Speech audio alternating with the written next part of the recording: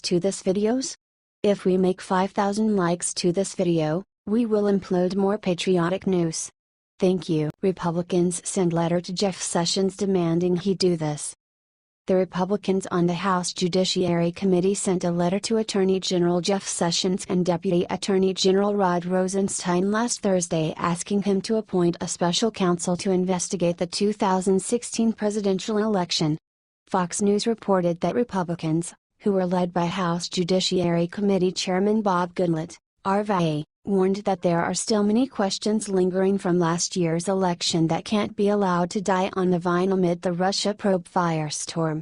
The American public has a right to know the facts, all of them, surrounding the election and its aftermath, the Republican lawmakers wrote.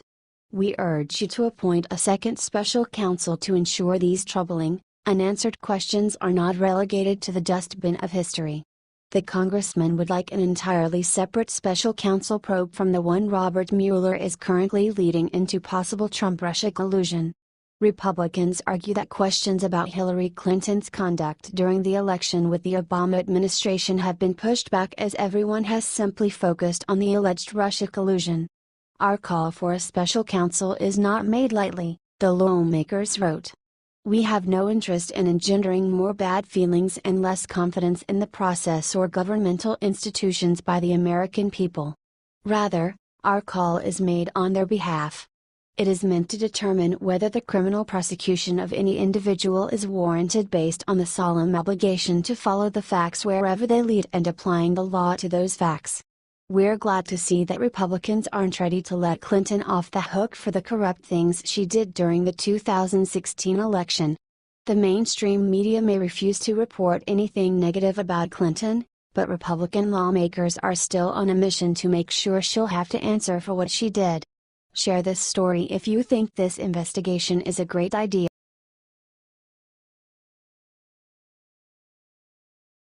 Breaking: Trump makes major North Korea announcement. Tensions between the US and North Korea have been rising dramatically for months. Now, they appear to be boiling over. On Tuesday, North Korea said that it is carefully examining a plan to strike the US Pacific territory of Guam with nuclear missiles. Daily Mail reported that President Donald Trump fired back on his Twitter page on Wednesday morning to let them know that attacking Guam would be a very bad idea. My first order as president was to renovate and modernize our nuclear arsenal. It is now far stronger and more powerful than ever before, Trump said. Hopefully we will never have to use this power, but there will never be a time that we are not the most powerful nation in the world. Trump appears to have angered Kim Jong-un on Tuesday when he said that any attack on the US would be met with fire and fury. He has been very threatening beyond a normal state. And as I said, they will be met with the fire and fury and frankly power, the likes of which this world has never seen before, Trump said yesterday of Kim Jong-un. North Korea best not make any more threats to the United States, Trump warned after a reporter asked him about a nuclear standoff. The state-run KCNA news agency quickly released a statement saying that North Korea is carefully examining the operational plan for making an enveloping fire at the areas around Guam using its domestically made medium to long-range Hwasong-12 missiles. What do you think about the situation with North Korea? Let us know your thoughts in the comments section.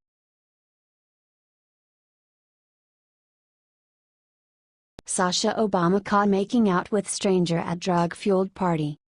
Sasha Obama caught making out with stranger at drug-fueled party. Watch, written by David Miller. 7 hours ago, various videos have surfaced this week of a clearly intoxicated Malia Obama wildly partying at Lollapalooza over the weekend. Now, some shocking images have surfaced of her 16-year-old sister Sasha at the drug-fueled rager as well. Radar Online reported that photos have leaked of Sasha making out with a stranger, who sources say is named Matt. Sources also say that Sasha and Matt met only moments before they started kissing. Although Malia is at the adult age to attend Lollapalooza, it is discouraging to see Sasha, an underage teen, unsupervised at a music festival notorious for rampant drug use. Barack and Michelle Obama used Sasha as an excuse to stay in Washington, D.C. after leaving the White House, claiming that as parents they wanted to allow her to finish high school there. However, Since moving just 2 miles from the White House, Barack has been busy running an anti-Trump war room and Michelle has been off traveling the world on more vacations. Malia's weekend at Lollapalooza appears to have been downright debaucherous. The first video that leaked of her showed Malia dancing so violently and uncontrollably at a concert for the Killers that many were certain she was either drunk or on some kind of drug. Things got even worse when a video from later in that night surfaced of a passed-out Malia being escorted from the venue in a golf cart. Things had gotten so crazy that night that Malia ended up losing her iPhone. Clearly, the Obama girls are in need of some serious parental guidance. Their parents are so desperate to destroy Trump and at the same time put more money in their own pockets that they seem to have lost all motivation to properly raise their own daughter.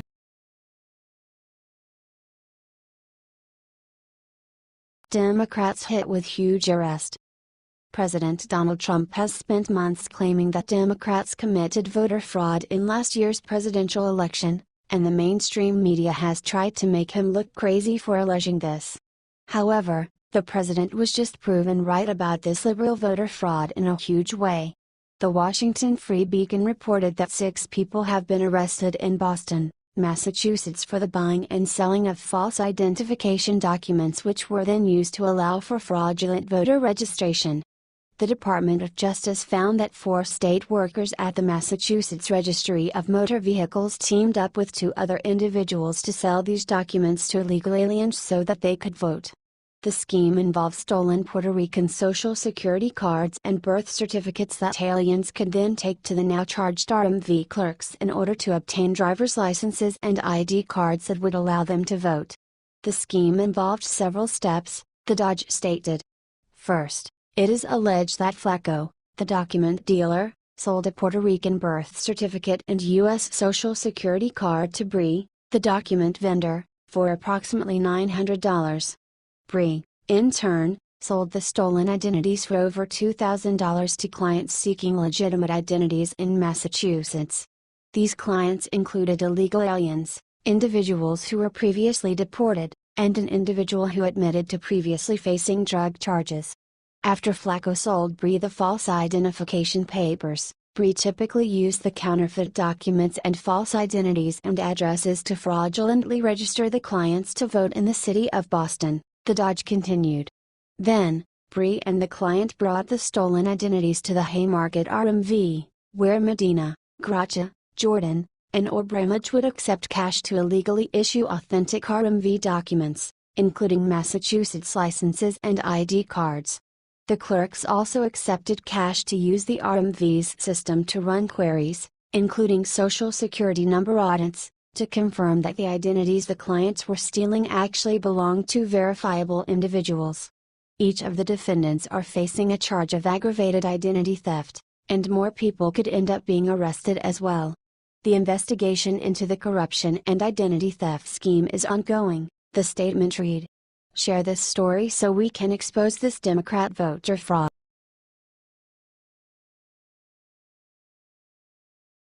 Breaking Hillary Clinton investigation reopened, plea deal offered. Hillary Clinton thought she was finally out of the woods when it came to the investigation into her personal email server. Unfortunately for her, however, she just learned that she was dead wrong. Newsmax reported that a Clinton attorney has confirmed that the Department of Justice's investigation into Clinton's mishandling of classified material on her private email system while she was Secretary of State has been reopened. The attorney added that the Dodge is considering offering Clinton a plea bargain if she agrees to plead guilty and admit that she broke the law. A high-ranking Justice Department official reportedly offered the plea bargain to Clinton's lawyer last month. The Dodge prosecutor reportedly told Clinton's lawyer that despite the fact that former FBI Director James Comey decided not to charge her last July, the Dodge has since re-examined the case and found ample evidence that would result in Clinton being prosecuted on numerous counts. The plea deal that has been offered will require Clinton to sign a document admitting that she committed a prosecutable crime, and in return, the Dodge will not file charges against her. If she signs the papers, The Dodge will also agree to not proceed with an investigation of her pay-to-play deals with foreign governments and businessmen who contributed to the Clinton Foundation or who paid Bill Clinton exorbitant speaking fees. Clinton's attorney added that it's highly unusual for a prosecutor to offer a plea deal before an arraignment and that Clinton has not yet been charged with any crime. This comes after President Donald Trump slammed Attorney General Jeff Sessions for not doing more to investigate Clinton. Attorney General Jeff Sessions has taken a very weak position on Hillary Clinton crimes, where emails and DNC server, and intel leakers. Trump wrote on Twitter on July 25. Share this story if you think Hillary Clinton should be locked